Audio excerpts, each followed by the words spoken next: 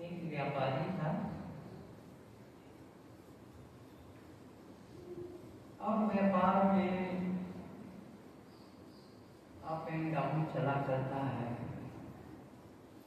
एक समय आया कि उस व्यापारी का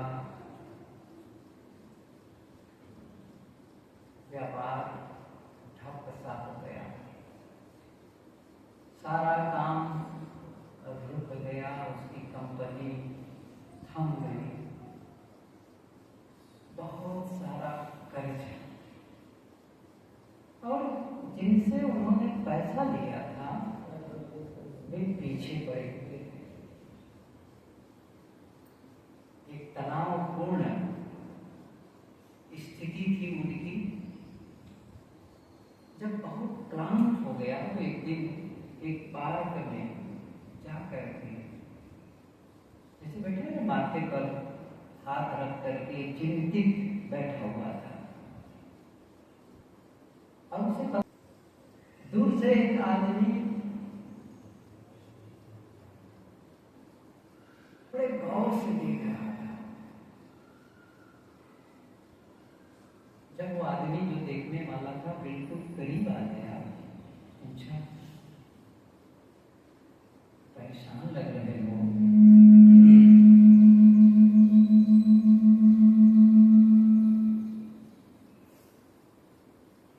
और ऐसी स्थिति में जब कोई पूछ देता है ना, सोचो कोई बहन है, बेटी है, उसके मन में पारिवारिक रिश्ते को लेकर के बहुत भरा इतने में उनके पिताजी आ जाए या उनकी माँ आ जाए तो कुछ बैठे, बेटी कैसी हो, वो बस रोने लग जाती है क्योंकि कोई कुछ नहीं रहा था अभी तक। अब उनको लगा कि कोई है जो मेरा दर्द समझ रहा है और फूट पड़ता है। ऐसे वो आदमी जब पूछा, परेशान लग रहे हो? सारी आप बीती जो कुछ उसके जीवन में बीत रहा था सब बताया। तो वो जो इंसान खड़ा था, बुजुर्ग इंसान, उसने कहा, मुझे लगता है कि मैं कुछ मदद कर सकता हूँ आपका। अब क्या हुआ? चेक बुक निकाला और नाम पूछा उनका और उसमें नाम लिख करके पढ़ा और उसको दिया और तेजी से पार्क के बाहर चला गया। लेकिन जाने के पहले एक बात उन्होंने कही थी, आज से ठीक साल भर बाद, आज से ठीक साल भर बाद ये जो मैं दे रहा हूं ना, इसको लौटा देना। वो चला गया। जब उस चेक को देखा है तो बड़ा आश्चर्य हुआ, $5 लाख और उस समय का जो बहुत प्रसिद्ध धनपति था डी रॉकफेलर, उनका नीचे दस्तखत। उस चेक को पा करके जैसे कहते हैं ना कि जैसे कोई कहावत है कि अंधा क्या चाहे तो उस व्यापारी को तो धन की जरूरत थी और उसको लगने लगा कि अब तो इससे मेरी सारी समस्याएं सुलझ जाएंगी, सब का जो लेन देन है खत्म हो जाएगा। लेकिन उसके मन में हुआ कि नहीं, मेरे पास बैकअप है ना, हम उसको अपने लाकर में रख दिया। आज जब चाहूंगा तब इसका मैं उपयोग कर लूंगा, लेकिन एक बार फिर से मैं अपने स्तर से काम करूं, क्योंकि उनको तो सपोर्ट मिल ही गया था पीछे से कि मेरे पास इतने डॉलर है, $5 लाख उस समय के वो है, कभी भी मैं इसमें से पैसा ले सकता हूं। और उसने क्या किया, फिर से अपना काम जो कुछ वहां गड़बड़ियां थी उसको ठीक करने लग गया और कुछ बिक्रियां थी उसको रोक दिया, कुछ कर्ज वालों उनसे कहा कि थोड़ा मुझे समय दीजिए, कुछ बातचीत की और फिर से उसने मेहनत की और इस कदर उसने मेहनत की कि लोगों का पैसा अदा कर दिया। फिर कुछ कमाने लगा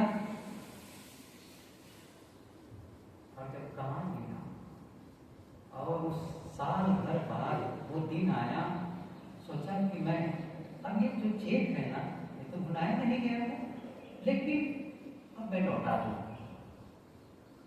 और जब वो पार करने आया, उस चेक को लेकर के जो साल भर पहले मिला था, वो जो बुजुर्ग व्यक्ति है बस आ गए सामने। और हुआ क्या, वो अपनी सफलता की कहानी उन्हें बताने ही वाला था कि इस चेक का उपयोग मैंने क्यों नहीं किया और कैसे ये मेरे लिए सपोर्ट का काम किया और मैंने मेहनत कैसे की। इतने में एक घटना घटी। एक नर्स लगभग दौड़ते हुए आई और उस बुजुर्ग इंसान को पकड़ लेती है। वो कहती है, शुक्र है कि मैंने इनको पकड़ लिया। और उस आदमी से कहता है कि मैं आशा करती हूँ कि आपको इसमें कोई कष्ट नहीं पहुंचाया होगा। ये वृद्धाश्रम में रहता है और बीच बीच में भाग जाता है और लोगों से कहता है कि मैं रात खिला हूँ, और उसको पकड़ करके वो तेजी से बाहर निकले। उसने सोचा, इसका मतलब ये चेक ही नहीं, ये पैसे ही नहीं, जो पैसा इसमें लिखा है बस तो है नहीं कुछ। लेकिन फिर भी सोचा, आखिर मैं इसी के बल पर ये सब कर पाया, सब लोगों का पैसा अदा कर पाया और फिर से मैं कमा सका। ये उदाहरण ये मैं क्यों देना चाह रहा हूं, हर आदमी के अंदर में अपने जीवन को सुंदर बनाने की क्षमता है, अपने जीवन का कल्याण करने की योग्यता है, लेकिन उन्हें किसी का सपोर्ट चाहिए,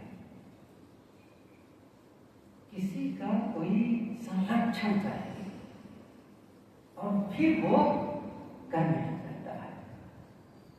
और वो प्रेरणा स्रोत होते हैं हमारे गुरु।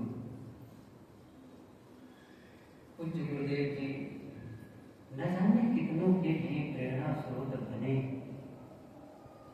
कि उनकी उपस्थिति, उनका संदेश पाकर के कितने लोगों ने अपने भीतर की शक्ति को जागृत की, एक्टिवेट किया। देखिए मैं फिर से कह रहा हूं, शक्ति सबके भीतर है, लेकिन उस शक्ति का जागरण, हम सभी जानते हैं कि ये दीपक है, दीपक में तेल हो, बाती हो, सब कुछ है, लेकिन प्रकाश नहीं है। प्रकाश देने की क्षमता है, उसमें क्या है, चूंकि तेल भी है, बाती भी है, सब कुछ है, क्षमता है, लेकिन अभी प्रकाश नहीं हो रहा है। प्रकाश कब होता है, बस किसी दिए से जब उसका संपर्क शब्द आता है, हल्की सी ज्योति, बस उसमें चिंगारी की जरूरत होती है। कि क्या होता है, उससे भी उतना ही प्रकाश होने लगता है जितना पहले वाले से हो रहा था। ऐसे ही हम सबके भीतर है। मैं एक बात बताऊं, हम लोग केवल पुस्तक पढ़ लें, प्रवचन सुन लें, क्या इतने से काम चल जाएगा? जैसे कोई स्कूल की पुस्तकें पढ़ लें और किसी से सुन लें, नहीं, प्रत्यक्ष चाहिए। इसीलिए ऑफलाइन क्लासेस की जरूरत क्यों है? ऑनलाइन कोर्सेस भरे पड़े हुए हैं, लोग कोर्स लेते भी हैं ऑनलाइन, इसके बावजूद प्रत्यक्ष ट्रेनिंग की जरूरत होती करते हैं, सामने कोई टीचर स्पीच देता है तो उसका आई कांटेक्ट होता है, और उससे जो उनको सपोर्ट मिलता है ना, केवल इतने से नहीं होता है। वो पुरानी कहानी कहूँ मैं, एक पिता की छोटी बिटिया थी, रोज अपने पापा से वो कहानी सुनाने का आग्रह करती थी, मुझे कहानी सुना।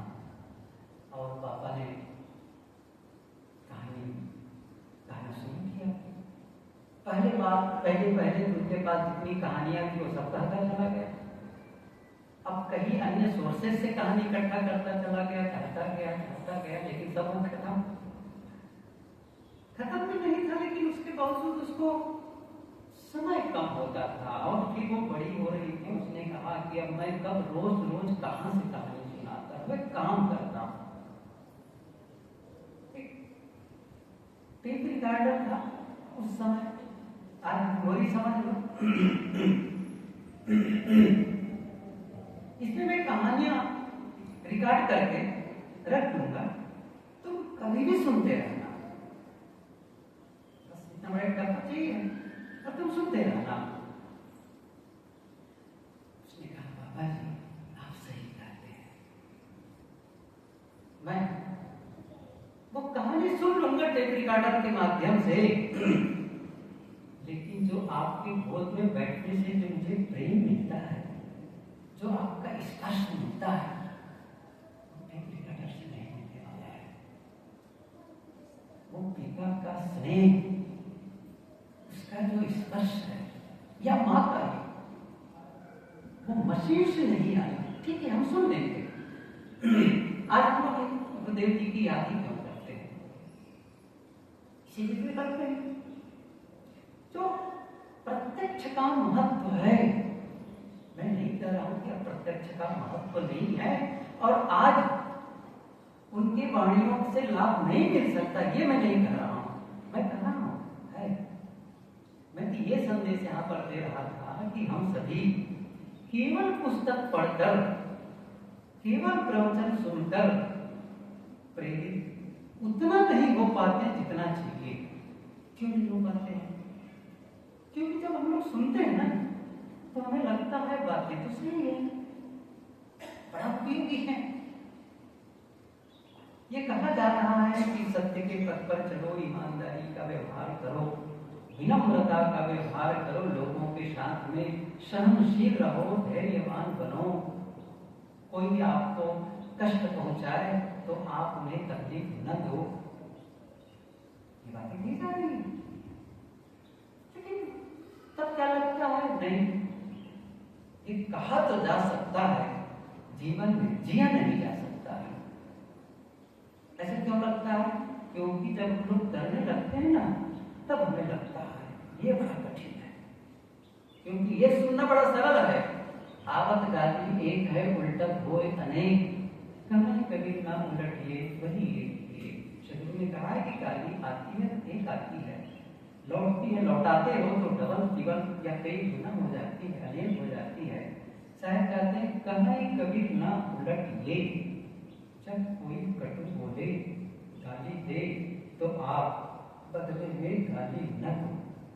अच्छा, कहने में अच्छा लगता है, अच्छा सुनने भी अच्छा लगता है, लेकिन सचमुच कोई हमको कटु बोले, अपने आप को संभालना कितना लगता है। हमने प्रयोग किया, थोड़ा कठिन लगता है। तब क्या लगता है, कहने का तो है, करने जैसा नहीं है। लेकिन तब हम किसी को देखते हैं कि वो जो कहा जा रहा है उसको जिया भी जा रहा है, जो कहा जा रहा है उसको जिया भी जा सकता है, और ये विश्वास दिलाता है मैं भी कर सकता हूं।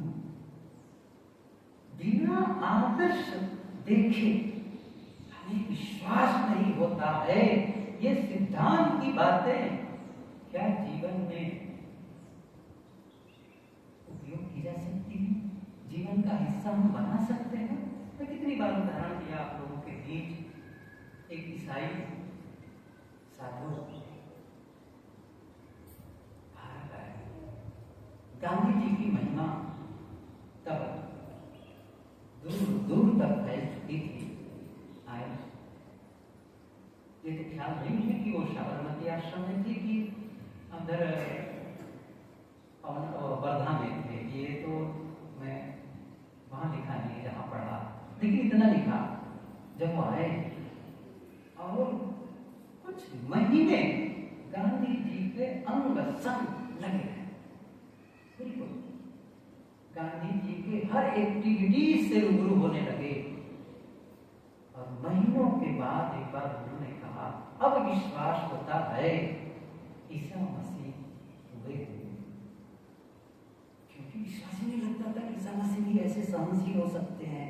लेकिन गांधी के जीवन को देख करके, इतने करीब से देख करके अब मुझे विश्वास जगने लगा। आज हम बुद्ध और महावीर पर अविश्वास कर सकते हैं, कबीर और नानक पर अविश्वास कर सकते हैं, लेकिन जब गुरुदेव जी के जीवन को देखते हैं या हम सुनने देखा तो ऐसा लगने लगा जैसे जितने भाई बोल ही रहे थे, कभी शायद दर्शन तो मुझे नहीं किया, लेकिन गुरुदेव जी के दर्शन पा करके, उनका संरक्षण और सानिध्य पा करके ऐसा लगने लगा जैसे मानो कबीर ही मिल गए। क्योंकि कबीर से मिलना संभव नहीं, क्योंकि कबीर को आज हम जानना चाहेंगे उनके विचारों वाणियों के माध्यम से ही जान सकते हैं। जैसे आज हम गुरुदेव जी को तो कोई जानना चाहे तो कैसे जानेगा? कहते हैं ना, जो ग्रंथ जो होता है ना, पुस्तक जो होती है ना, वो लेखक की छाया होती है। मेरा मतलब है जब उन ग्रंथों को, पुस्तकों को पढ़ते हैं तो उनकी याद आती है और उनके मस्तिष्क, उनके विचारों के साथ में आपके विचार जुड़ गए। यहाँ से हजारों किलोमीटर दूर, सात समुंदर पार कोई लेखक ने लिखा आज से 25 साल 50 साल पहले पुस्तक। आज जब हम यहाँ कुछ रुपये देकर के पढ़ना शुरू करते हैं, आज से कितने साल पुराने के विचार जो उनके मस्तिष्क से निकल रहे थे, आज उनके हम क्या करते हैं, उस फ्रीक्वेंसी में आ जाते हैं, उस फ्रीक्वेंसी में आ जाते हैं, हम भी उससे जुड़ जाते हैं और लाभ हम पाने लगता है। उस फ्रीक्वेंसी नहीं आएगी तो आपको लाभ भी नहीं मिलेगा। मैं ये कई बार कहा, अभी इसी समय जहाँ हम लोग बैठे हैं, दूरदर्शन के, टीवी के बहुत सारे चैनल जो चल रहे हैं उसकी तरंगें फैली हुई है यही, और रेडियो के, एफएम इत्यादि के बहुत सारे तरंगें यहाँ पर चारों तरफ फैली हुई हैं, लेकिन क्या हम सुन पा रहे हैं?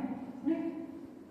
जैसे आप अपना टीवी ऑन करते हैं, मोबाइल स्टार्ट करते हैं और उस फ्रीक्वेंसी में आ जाते हैं, उस नंबर को आपने जोड़ दिया तो जहां से वो वहां से ट्रांसमिट किया जा रहा है और यहाँ आपने रिसीव करने के लिए ऐसा जैसे कनेक्ट किए, सारे विचार आप ग्रहण करने लगते हैं।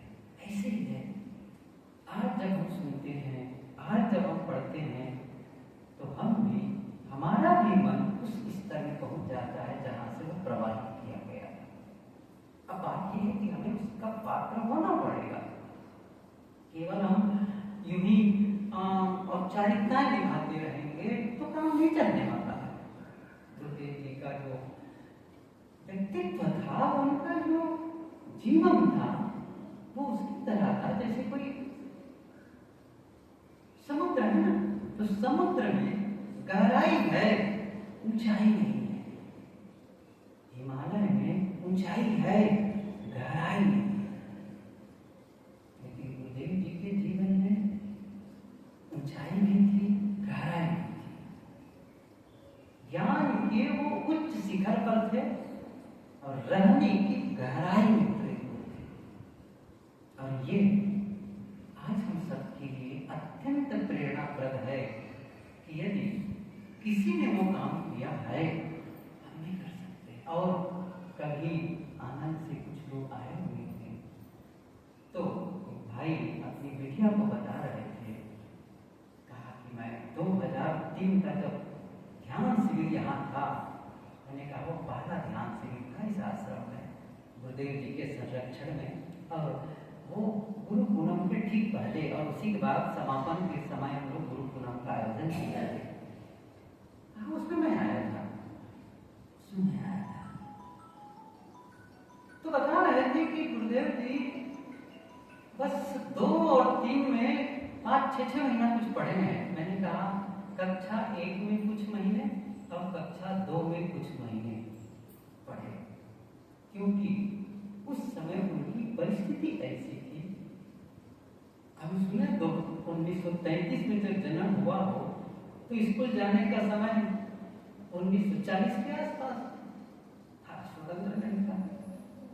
तो अब आज तक के बच्चे हैं ना, वो ठीक से चलना भी नहीं सीख पाए हैं और भेजते जाओ वहाँ खेलो।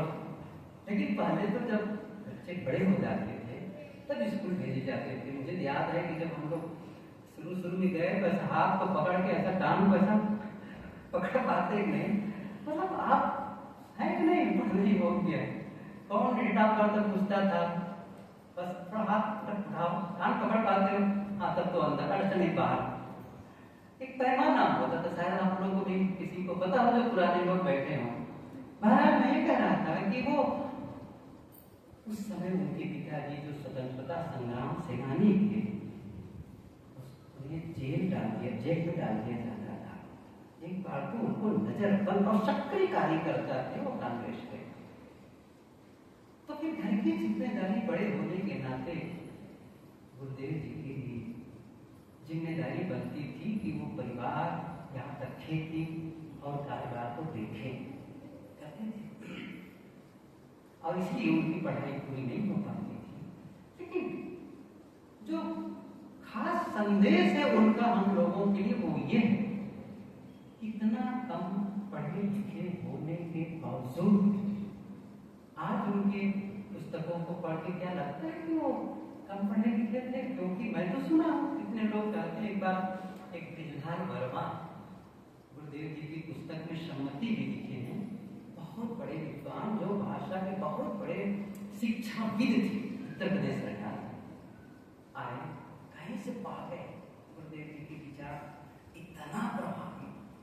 हम लोग जब ऐसा समझो वाला था, इस प्रकार से जो अच्छे विद्वान लोग या अच्छे भक्त लोग आते थे तो फिर हम लोग भी बैठे होते थे, बातचीत होती थी, कुछ प्रश्न चलता था। उन्होंने कहा कि जब बातचीत चली तो उन्होंने कहा था कि जब पढ़ने की पढ़ाई की बात चली तो उन्होंने जब सुन करके क्या कहा, विनम्रता से सच्चाई को छुपाने की जरूरत नहीं है। मतलब आप विनम्र होने के लिए ऐसा क्यों कहते हैं मैं कम पढ़ा लिखा हूँ, मतलब वो कहते थे कम से कम कॉलेज तो किए होंगे, क्योंकि वो एकेडमिक जो एजुकेशन है उसके बारे में उनको पता था। लेकिन बिना स्कूल की पढ़ाई किए भी कोई मेहनत करके भी इतना अचीवमेंट कर सकता है, शायद उनको पता नहीं रहा। गुरुदेव जी कहते थे जब पढ़ने में मेरी इतनी रुचि थी, इतनी लगन थी, जब मैं रास्ता चलता था और कागज का कोई लिखा हुआ टुकड़ा मिल जाता, यदि कहीं वो उकेरा भी नहीं पड़ा हो ना, उससे निकाल करके साफ करके पढ़ लेता था। और यही उनकी लगन जब घर में रहते रहते गीता, रामचरितमानस और यहाँ तक उपनिषद इत्यादि जो अन्य शास्त्र घर में, देखो अभी सुन ही रहे थे कि वो एक ब्राह्मण परिवार में जन्मे थे, तो स्वाभाविक रूप से वहाँ ब्राह्मणों की जो परंपरा है वहाँ वैदिक परंपरा है, तो उस प्रकार के शास्त्र जो वैदिक परंपरा के शास्त्र घर में थे। अच्छा उनके पिताजी अच्छे पंडित थे, अच्छे जानकार थे, तो वो इस प्रकार से शास्त्र वो रखे हुए थे और वो पढ़ने के रुचिवान थे। और इतना वो बार बार उनको पढ़ने लगे थे कि लोगों उनके विचारों को सुनने के लिए लोग बैठने लग गए। कहते थे कि शाम के रहता था, खास करके जो चौमासा चलता है ना, और उसमें जब खाली होते थे तो मैं रामायण की और ये गीता के बारे में बोला करता था और लोग बड़े सुना करते थे। तो और कहते थे कि वो जैसे कंठ हो गया था, इतना पढ़ते पढ़ते याद सही के मंत्र, याद अलग से करना नहीं पड़ा तो बोला करते थे। मैं इसलिए कह रहा हूं कि और कहते नहीं थे, मैंने जो कुछ अपने लिए किया और समाज के लिए किया वो क्या है, वो केवल स्वाध्याय के बल पर किया। मेरे भी स्वाध्याय की जो शक्ति है उसके आधार पर मैंने किया। संदेश यही है, यदि हम भी स्वाध्याय करने लगे, मैं नहीं कह रहा हूं कि आपको रास्ता चलते कागज मिले उसे उठाकर पढ़ना है, ये मैं नहीं कह रहा हूं। आपको जितनी पुस्तकें चाहिए यहाँ मिलने वाली है, आप पढ़ें, नियम बना दें, थोड़ा थोड़ा ही सही। और पढ़ने की रुचि नहीं जगती है तो सुने, कोई ना कोई ऐसा आपका सोर्स हो ज्ञान को भीतर ले जाने का। रोज भोजन करते हैं, कल्पना करिए एक दिन सुबह बिना नाश्ता किए आपको काम में जाना हो तो क्या हुआ, कुछ देर के बाद में शरीर कहेगा भोजन भोजन भोजन, आप छटपटाने लगेंगे, कहते हैं बिना खाए नहीं चलने वाला है। ऐसा हमारा मन नहीं करता, आज बिना पढ़े नहीं चलने वाला है। यही समस्या है, यही समस्या है। शरीर तो अपनी मांग पूरी कर लेता है, लेकिन हमारा अंतस ये मांग नहीं करता, और इसलिए जिम्मेदारी ज्यादा हो जाती है।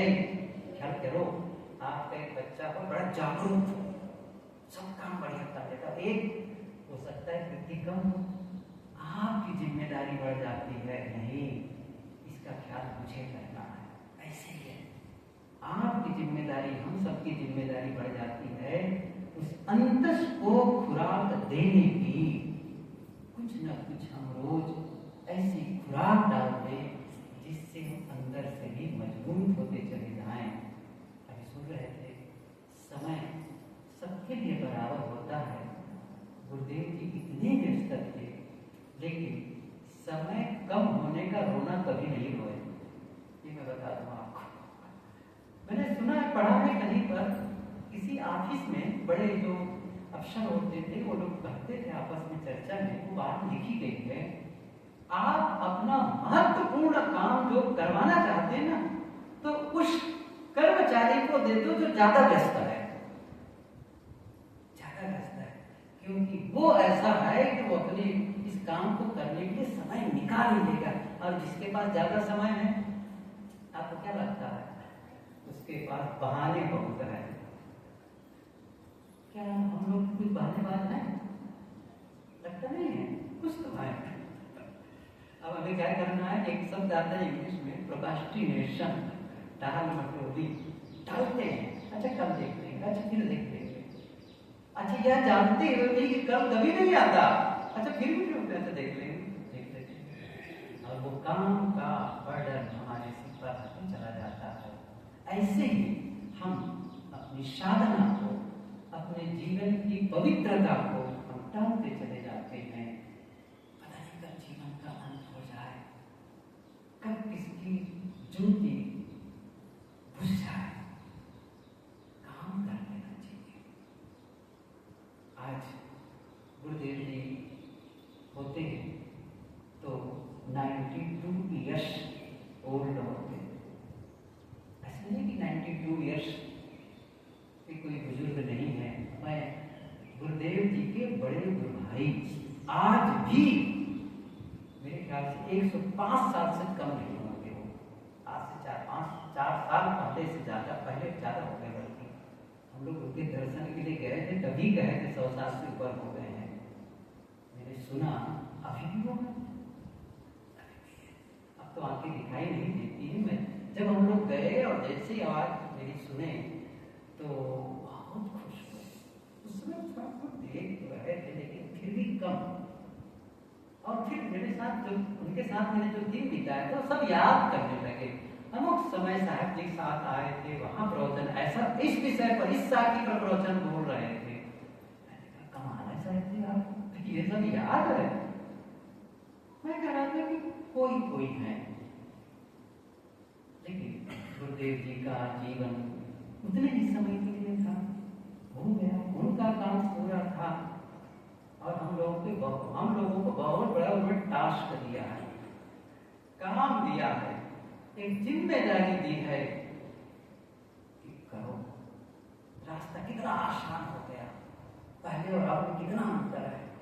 पहले ये सब इस प्रकार की पुस्तकें नहीं होती थी, इस प्रकार के मार्ग, मतलब जिस भाषा में हम जानना चाहें, जो सरल से सरल तरीका है, आज के नए न्यू जनरेशन जो नए बच्चे हैं उनके लिए। और गुरुदेव जी की विशेषता क्या होती थी, गुरुदेव जी के पास में आध्यात्मिक, अब देखो ना, कबीर पंथ की बात नहीं कर रहा हूं मैं, कबीर पंथ के लोग तो आते ही थे, वैष्णव आते थे, सन्यासी आते थे, और भी अवगढ़पंथी आते थे, बहुत से लोग, कॉलेज के युवा जो धर्म कर्म से कोई मतलब नहीं, एकदम वे भी आकर के संतुष्ट होते थे। अब कई लोग आके कहते, उनके माता पिता साहब ये आपके पास आते हैं, ये आपके पास कैसे, आपको परेशान करते होंगे।